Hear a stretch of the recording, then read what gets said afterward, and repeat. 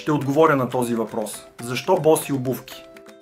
Вярвате или не, нашите крака са биомеханични произведения на изкуството и са основата на нашата връзка с околния свят. Когато ги оставим просто да бъдат, те могат да ни поддържат през ежедневните ни дейности, за което са напълно еволюционно пригодени. Проблемите идват, когато краката ни са поставени в модерни обувки – тежки, тесни, дървени и с одебелени стелки. Всичко това води до неправилно функциониране на цялото ни тяло и до различни болки в него, които рядко отдаваме на носенето на неподходящи обувки.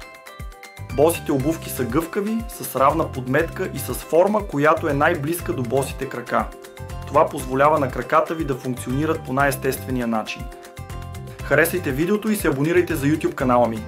Така тези видеа за боси обувки ще достигнат до повече хора.